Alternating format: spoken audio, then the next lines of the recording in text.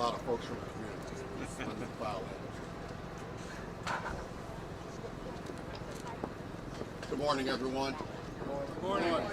My name is Emmanuel Chris Welch, State Representative for the 7th District. You're in the 7th District.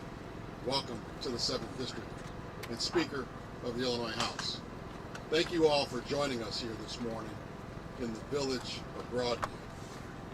I'm joined this morning by the village's dynamic, amazing Mayor, Katrina Thompson, Mayor Harvey from the village of Bellwood, Mayor Booker from the village of Maywood, Mayor Rebo from the village of Westchester, Mayor Serpico from the village of Melrose Park, and a whole host of other community members who are very proud of this community.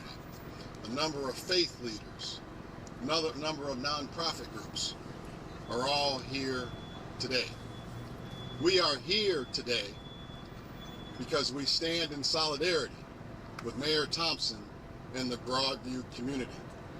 Mayor Thompson has done an amazing job in the midst of a difficult time in our country for many American cities led by Democrats.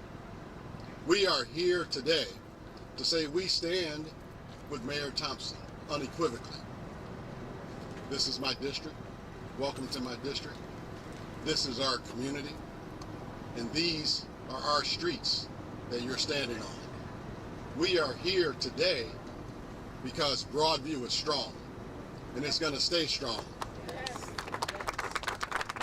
For several weeks now, without permission or collaboration with this community, this fence you see behind us has been standing here blocking the community's access to its own streets and standing as a symbol of division. It's a symbol of Donald Trump's contempt for this community and so many like it. They didn't respect our community enough to go through the village's permitting process. They didn't respect our community enough to ask our police and firefighters how this would affect their ability to respond to emergencies. This fence is a stark reminder of another time in history. In 1961, the East German Army erected a wall that became known as the Berlin Wall. The Berlin Wall symbolized the Cold War, the physical division of Europe into communist, authoritarianism, and capitalist blocs, the Iron Curtain, and the repression of freedom under communist regimes. It stood as a tangible barrier between two opposing ideologies and superpowers, the Soviet Union, which represented authoritarianism, and the United States, which stood for democracy, and a stark reminder of the division of families and the denial of basic human rights and movement. On June 12, 1987, then American President Ronald Reagan stood at the Brandenburg Gate and said to Soviet leader Mikhail Gorbachev, "Mr. Gorbachev, tear down this wall." Here we are today, over 60 years later, in the land of Lincoln, nonetheless. And an American president actually ordered an iron fence to be erected in American city. Just as the Berlin Wall did in 1961, this fence stands as a symbol of division. This fence is a symbol of dividing families. This fence is a symbol of dividing communities. This fence is a symbol of dividing Americans. And this fence is a symbol of denying American constitutional rights. This fence is also a distraction. Let's be clear. This fence is a distraction and a reinforcement of the havoc Trump has wreaked on our nation. What is he distracting us from? Some real basic verifiable facts. Black women have lost jobs at a higher rate than any demographic. Our community, this very community, is being stripped of DEI programming that supports our youth, that protects our youth, that's driving down violence. And folks are returning their animals they're returning their animals to shelters because they can't afford to care for them.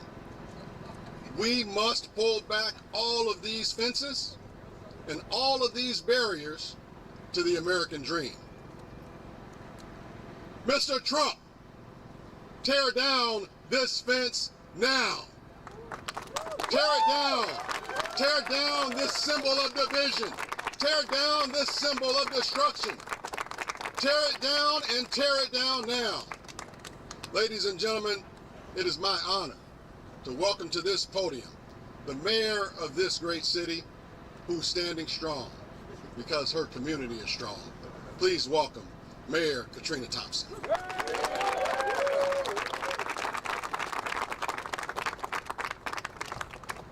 Good morning and welcome to the village of Broadview. Giving honor to God who's the head of my life. My name is Katrina Thompson and I have the honor of serving as the mayor of the village of Broadview. First, I want to thank Mr. Welch for his gracious introduction and his steady leadership. I deeply appreciate his thoughtfulness and continued support. I also want to extend my gratitude to my fellow mayors, those in and around Broadview, who have stood shoulder to shoulder with me over the last 6 weeks. These weeks have tried and tested all of us who care deeply about dignity, democracy, and the protection of our residents. To the members of the Black and Latino legislative caucuses, your presence here today matters. It matters to me, and more importantly, it matters to the residents of Broadview. Your being here tells them that they're not alone. This moment is a gathering to show unity, and this unity is more powerful than any show of force that has come from the other side of that illegally built fence. Because of this unity, our collective commitment to principle that in democracy, the rule of law matters. The fence is coming down.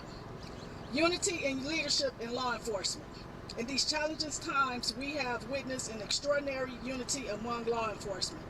The last few weeks, the Illinois State Police, the Cook County Sheriff's Office, and the Broadview Police Department came together to form a unified command system.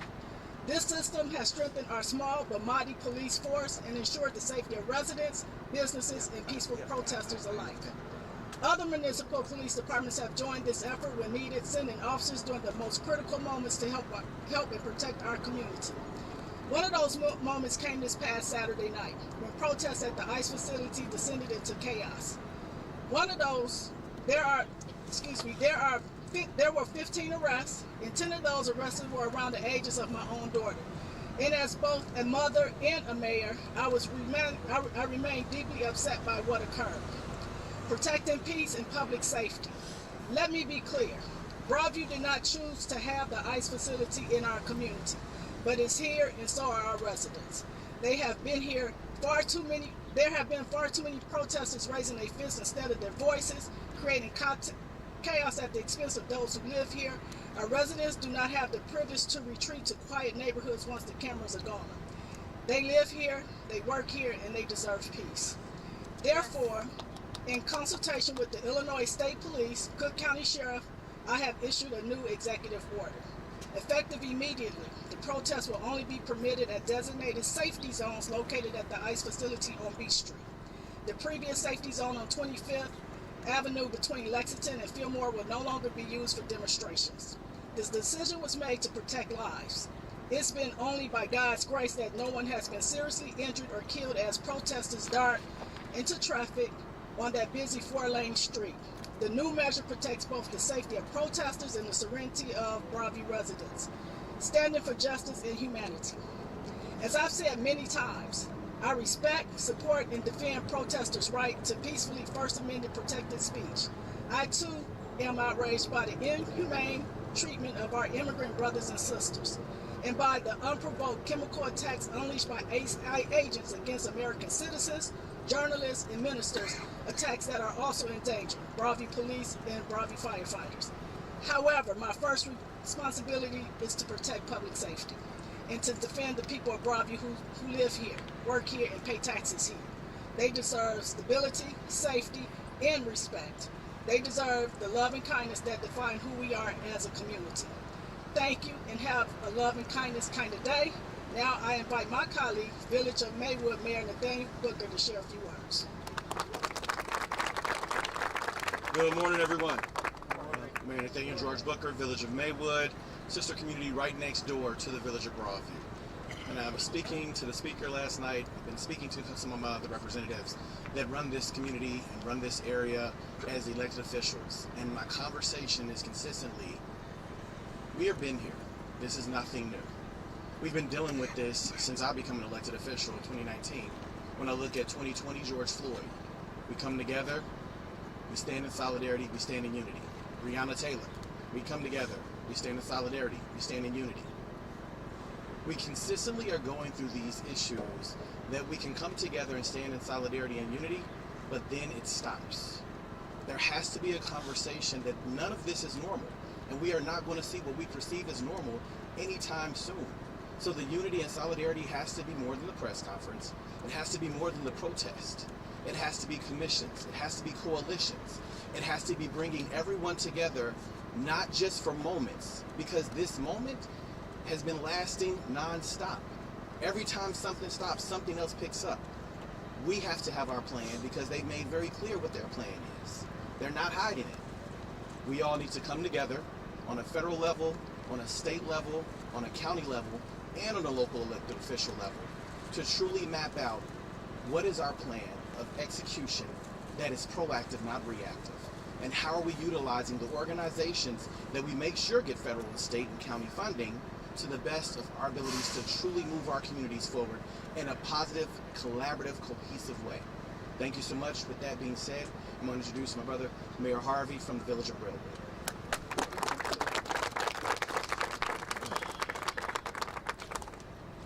Good morning. My name is Mayor Andre Harvey of the Village of Bellwood. And for those that may not know, the Village of Bellwood is just a small community north of the Village of Broadview. Broadview is our sister city, sister community, and we come here today to stand in solidarity with our sister, Mayor Katrina Thompson. We want to stand here today with Mayor Thompson in this chaotic time that we are having. It is deeply troubling to witness our community is negatively impacted by circumstances that conflict with our mission and our values. The growing federal presence in Proviso Township has affected communities within our region, creating tension and uncertainty where there should be trust and collaboration. President Trump and his allies have shown clear disrespect for Broadview and for many other communities just like it. Today, Bellwood and our neighboring towns stand united with Broadview and its leaders in demanding fairness and respect. We call on President Trump, Department of Homeland Security, Kristi Noem, and ICE officials to comply with the court order and remove this fence that has disrupted the daily lives of residents and local businesses. This barrier has caused unnecessary hardship, limited access, limited freedoms, and peace of mind. Our message is simple. Treat our residents and business owners with the same dignity and respect that you would want for your own families and communities. Treat the community and our children like you would want your children and grandchildren treated. We ask only for fairness, compassion, and the opportunity to live and work in peace. God bless you. I'd like to introduce State Rep, the fantastic Norma Hernandez.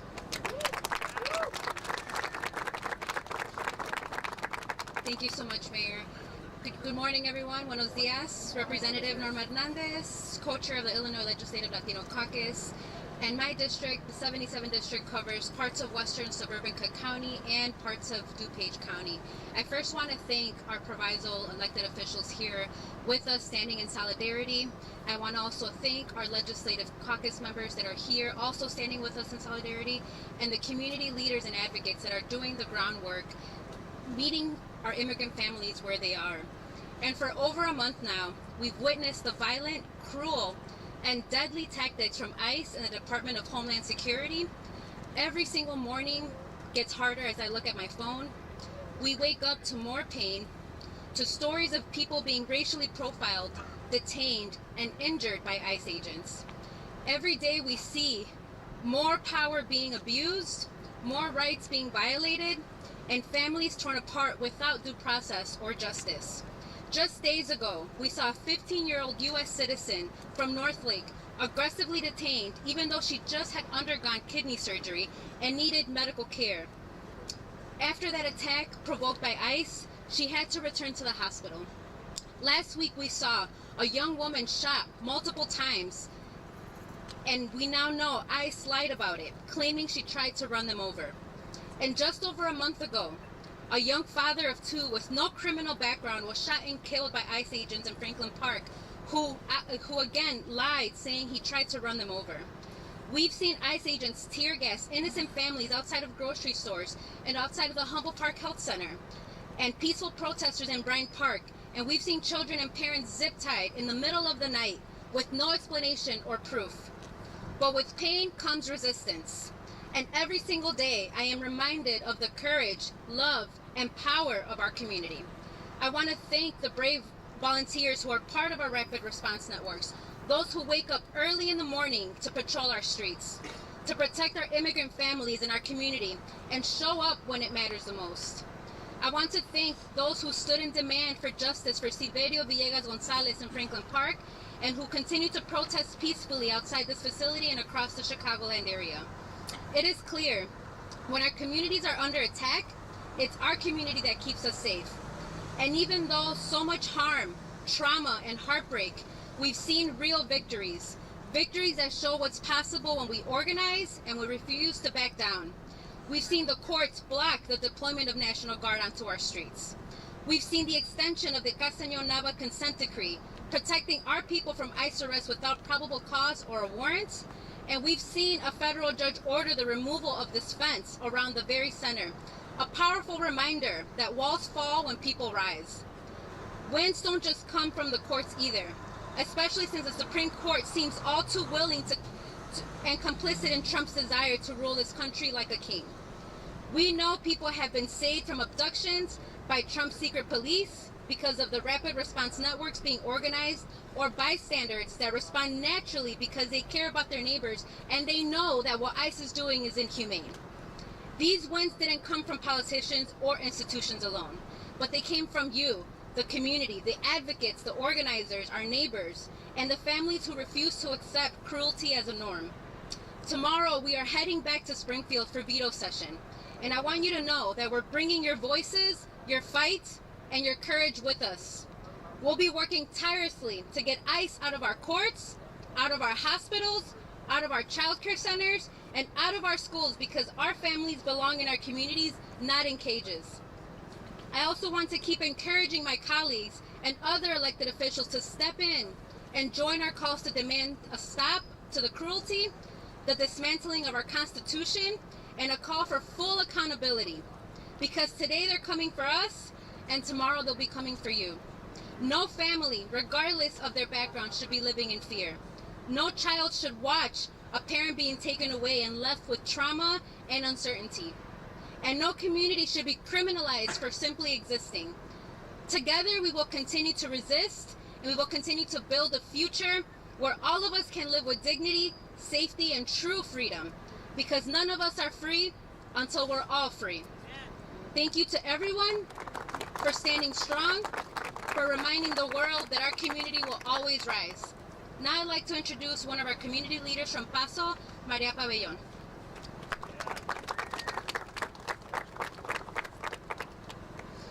Buenos días, mi nombre es María Casillas Pabellón. Hi, my name is María Casillas Pabellón. I'm the executive director of Paso.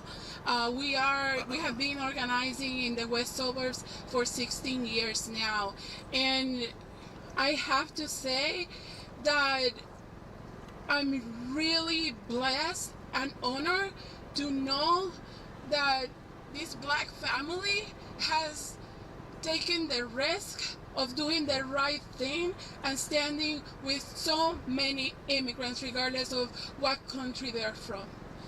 And if somebody has taught us how to resist, has been our black family. And I feel blessed that I can be with them and be taken care of myself by them. So, muchas gracias. Pedro Albizus Campos said something. He's a Puerto Rican that had something to say about a lot of things. And one of the things that he's mentioned is that when the tyranny is law, revolution or the resistance is required. And that's what we're doing here today, and we will continue to. We want to resist this. This is not who we are. But I don't come to you to preach about a revolution of fear. They throw pepper bullets to us. They shot us, and we want to respond with flowers. That's the type of revolution we want. We want one in which we can be tied together and be sure that we are going to continue to be brothers and sisters after this bad war happens and it's over. Because we are, at the end of the day, the people that are being shot. All of us that are here, regardless of how you look like. Right now, what we are against is to something that we don't recognize. But we have seen it before. We have seen people being tear gassed. We have been people being arrested without due process. We have been seeing people suffering the pain of losing their beloved ones, being abducted, being broken apart, tortured. Because when people get abducted and go to these detention facilities, do you think it's fair that they are crowded all over with somebody that you cannot even sit sometimes? You cannot lay down? That you are fed just sandwiches about to expire? That you cannot make a phone call to your family to let them know that you are alive? That you are not in a country that is not your own land? That you at least made a home? No. We have been supporting families that have been asking us to help them locate their relatives. They may have been detained and abducted today, and in 2 days they are in Texas, and after that they don't know where they are. Somebody said that this is the land of Lincoln. This is the land of Lincoln and of everybody that is here. And before that there was people here too. So we are in places just for a specific period of time. We're not due to be here eternally. But make sure that while we are here, we can say that we fulfilled the dream of being kind to each other. That we proclaimed and lived in justice. That we didn't act against our neighbors, our family, and the future generations that we are bringing up. Because the scars and the marks of the pain and the hurt that we are suffering, these attacks are not going to heal instantly. They are going to take time. But we cannot be in a world where you hurt us, somebody hurts us, and then blame us for getting hurt. And expect us not to do anything afterwards. We will fight. But our revolution will bring flowers instead of guns.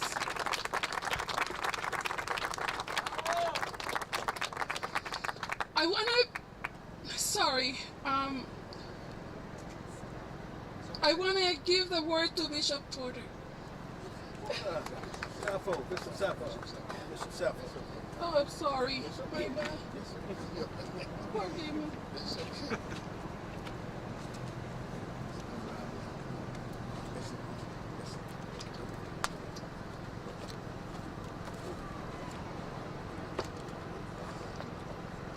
Good morning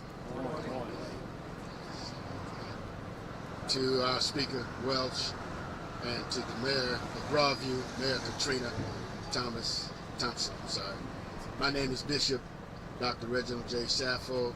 I am the chairman of the Proviso Township Ministerial Alliance Network. We're here in support of our dear sister, Mayor of Broadview, in this most trying time. As a faith leader, I'm always concerned about the welfare of our community. I have learned that at the cortex of a healthy community is its willingness to be bound together by a common unity of morality and respect. common unity of solidarity within a community or society is born out of a genuine concern for my fellow man. I am convinced that no political narrative nor a legislative edict can curate common unity or solidarity, like what's on display here today in Broadview. This is an illustration, in my opinion, of a divine edification that stands juxtaposed to the effects of an agency that has caused anxiety to the lives of many in this community and the immigrant community at large. We have witnessed in these past few weeks the impact of this causation, where lives were disrupted, homes invaded, and our streets filled with angry people. It's not a pleasant sight. Although as a man of God, I am fully aware of the biblical injunction to obey the laws of the land. Moreover, I do understand that ICE is an authorized law enforcement agency tasked with enforcing immigration laws.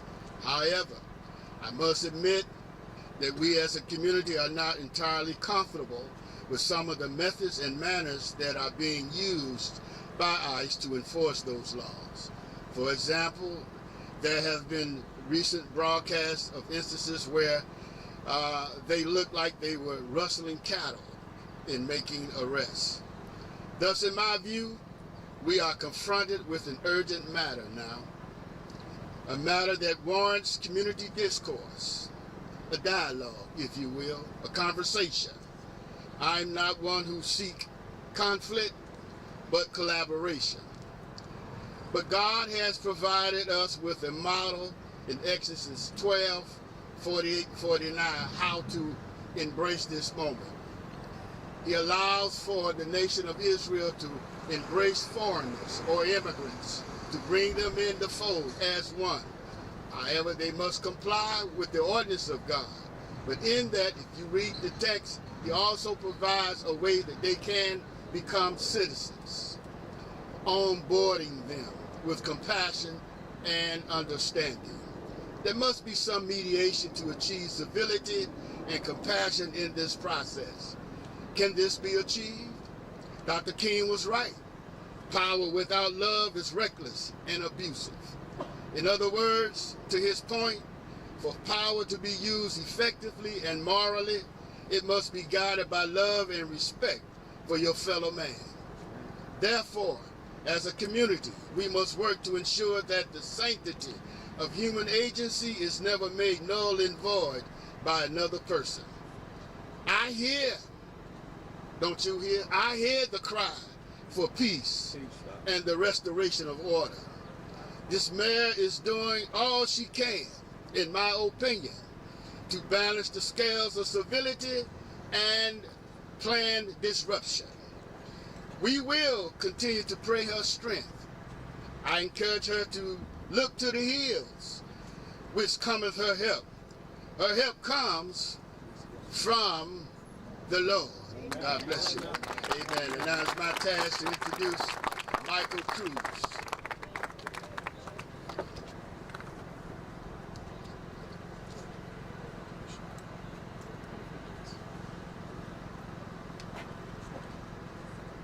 Buenos dias. Good morning, everybody.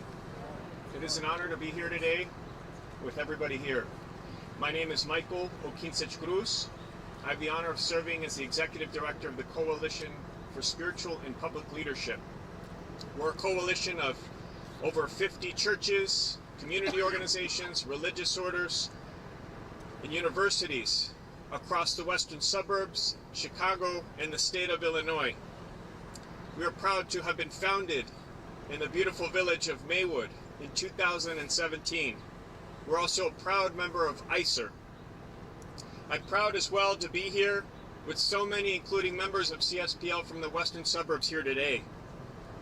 I want to thank Mayor Thompson and Speaker Welch for their courageous leadership and their work to bring down this illegally constructed fence around the ICE detention center behind us.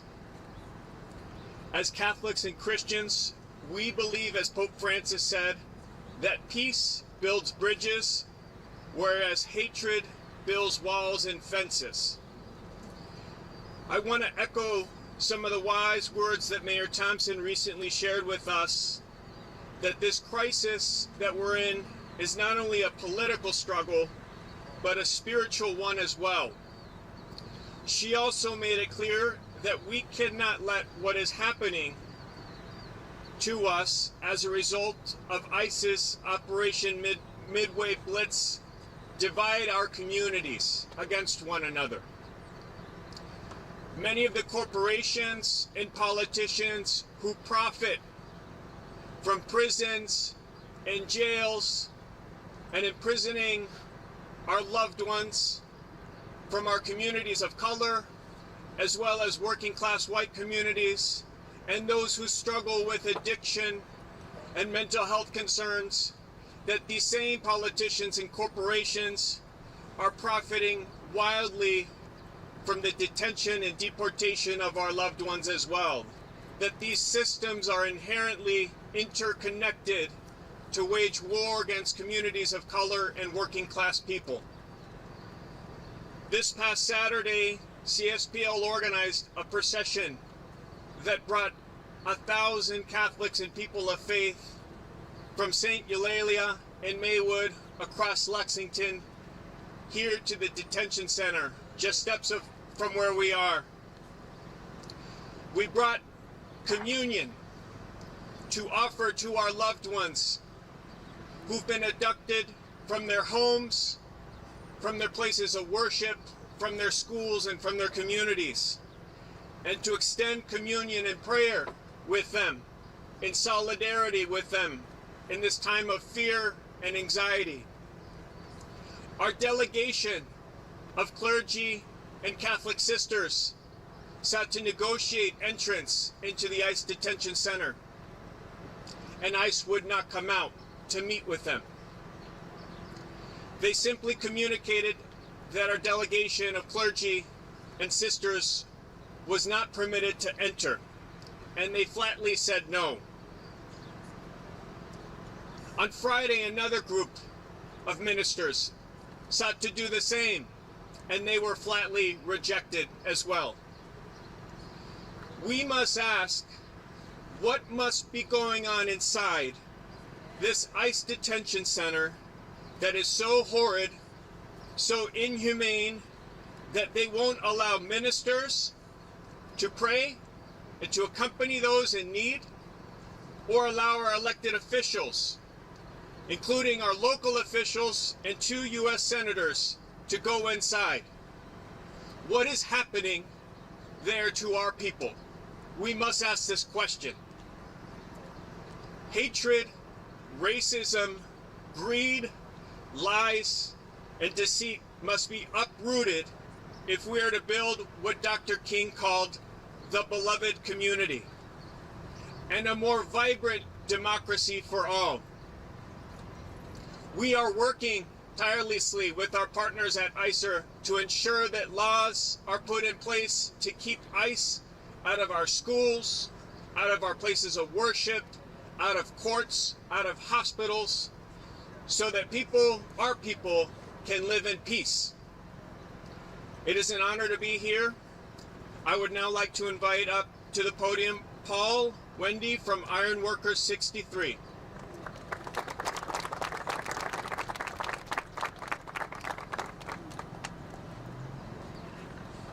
How are we all doing today? Iron Workers Local 63 rose from the ashes of Chicago fire in 1903.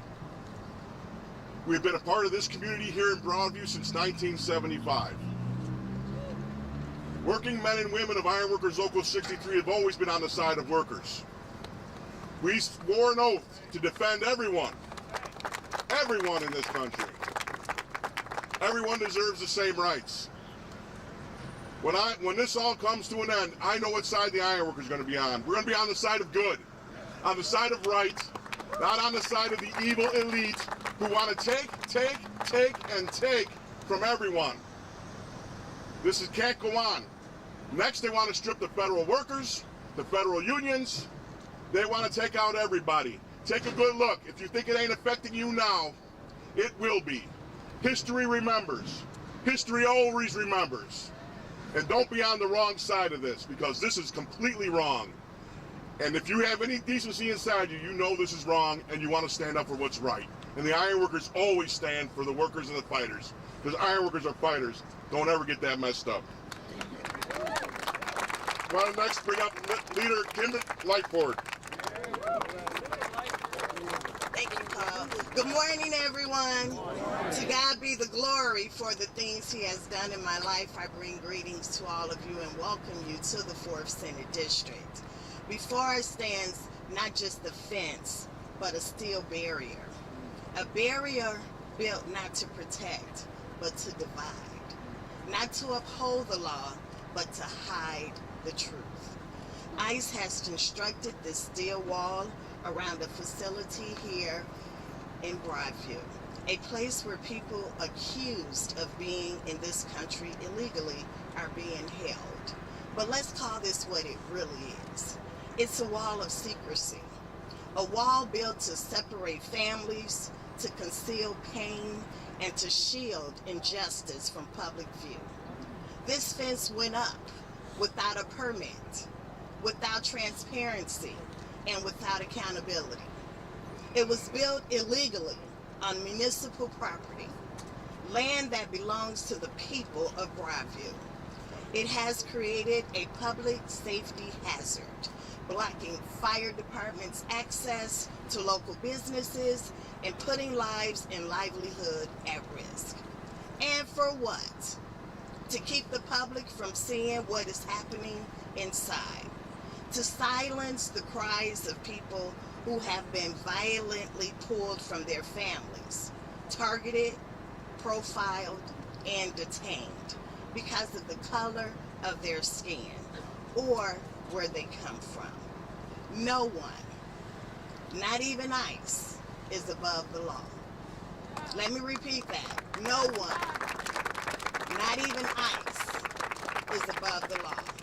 We deserve to know what's happening behind those walls. We deserve transparency, because when government operates in darkness, injustice thrives in shadows.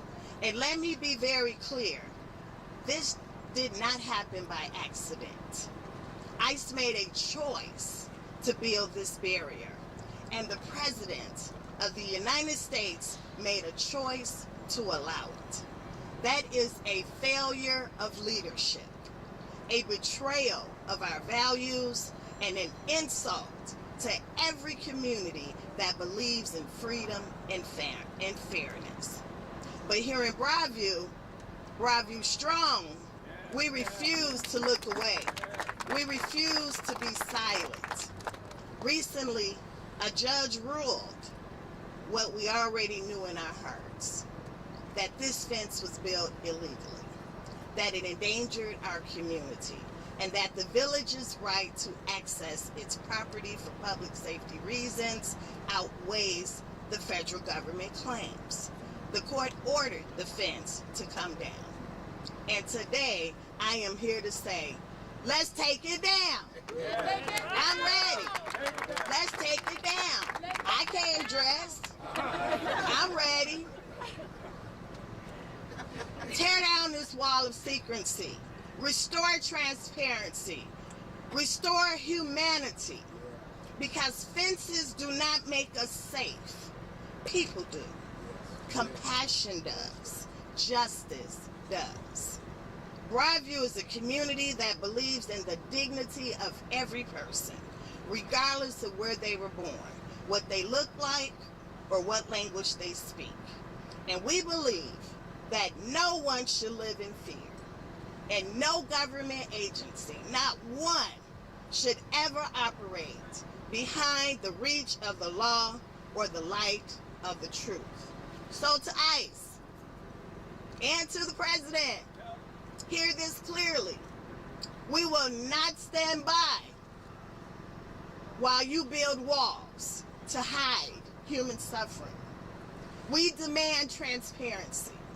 We demand accountability, and we demand that this fence be removed now.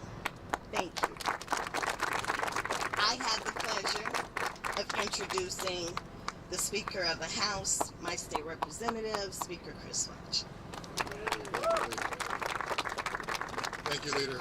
We're going to open it up for questions in a moment, but I want to just give a special thank you and shout out to a number of people that are here today. First, I want to give a special thank you to the Illinois Legislative Black Caucus Foundation. Let's give them a round of applause for being here. The Illinois Legislative Latino Foundation is here today. House members, Senate members, our chair of our Illinois Democratic Party, Lisa Hernandez, is here today.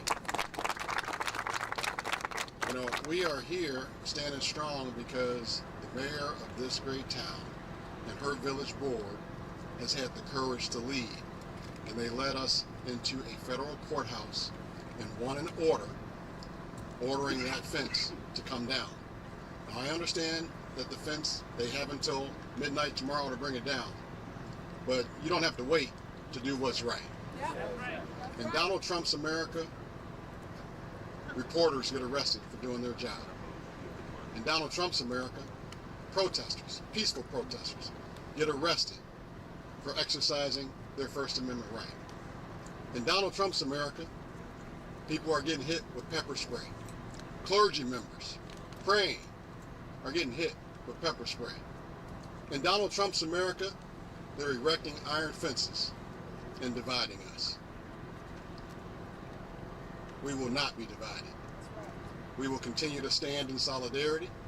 We will continue to fight. We will go to court when we have to. We will pass laws if we have to. The legislature is returning to Springfield tomorrow for our 2-week veto session. Lots of conversations are being had. If we can do some work to strengthen our laws, we certainly will, because we're going to continue to stand together and fight back and protect our democracy. Thank you all so much for being here, and at this time I'll open it up for questions. Hey, Ron. Speaker. The fence has been up for a few weeks now, and obviously, as you said, the court's already ordered it to be taken down. So why is this gathering just happening today? Could it have been more forceful if we gathered this group earlier before the village had to go to court to get a judge to order the government? Well, thank you for the question. And first of all, there's been a lot of work going on behind the scenes to get us to this moment. We wanted to make sure that we did the research to make sure that we had the law on our side. We already knew it, but we wanted to make sure we had the sites, the precedent, and the village led the way in the federal court and got a court order. A lot of people don't know about that. You guys do. You're reporters. You're following this every day. But there is a court order in place, and we want the state of Illinois and all of America to know that we went into court and won, and that fence should come down. Yes, they have until tomorrow to do it, but they can do what's right today. You mentioned laws as well. What would you like to see done? What are you looking at to be done in the next couple of weeks to offer some more protection? Well, there's a lot of things that are being looked at. There's a lot of people working on this issue. I will tell you, as the lead sponsor of the Trust Act that was passed by a Democratic legislature and signed by a Republican governor, a law that's been tested in court by this administration and found to be constitutional. If there's ways that we can strengthen it, I certainly want to make sure we're doing the research and have those conversations, and if we can strengthen it, strengthen it. If we can find a way to keep ICE from going into hospitals while people are recovering from injuries and surgeries, we want to keep them out of hospitals. If we can keep them out of courts and the areas around the courts, and we can do that properly, I would love to do that. ICE is disrupting and causing fear. They're intimidating and antagonizing everywhere. You can't even catch a ride share and go to the airport without ICE trying to intimidate you. Communities should be safe places, and we want to do all the research that we can. And if there's something that we can do, we're going to get it done. Speaker, how can you enforce a law that you might enact, maybe to not wear masks or to wear identification? I presume those could be things you might look at. How do you enforce those things? Well, we're looking at a lot of things, and the things that we're looking at, we want to make sure that they have teeth, that they're substantive, and that they are enforceable. And so, the Trust Act, we passed a law that was enforceable. It's been found constitutional in federal court. And so, those are the types of things you have to do in the legislative process. We don't want to do anything that's symbolic. Does it mean that we wanna Illinois do something State Police would challenge? Does it mean Illinois State Police would challenge people that they might see going into a hospital, for example? If you said ICE can't go into a hospital, how do you enforce that? Again, we're doing the research. We want to make sure whatever we do is enforceable and substantive. Mr. Speaker, have you talked with Mike Madigan, and given that today he's going to prison, and will you in veto session consider lawmaker utility ethics? I have not spoken to the former speaker, and you know, we did ethics reform in my first year as speaker. It was very substantive. I'm proud of that.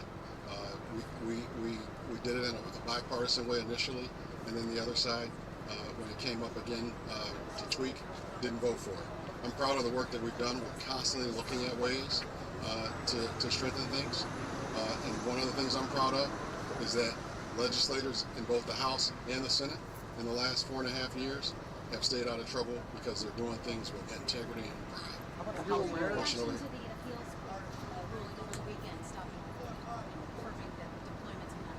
The law's on our side, and it was found at the district court level, and the appellate court got it right as well.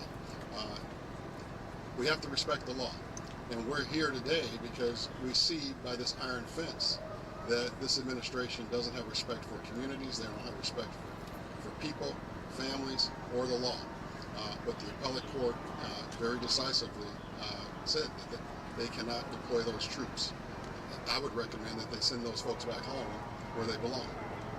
Speaker, are you confident that the fence will come down by midnight tomorrow night? And if it doesn't come down, what's the next step?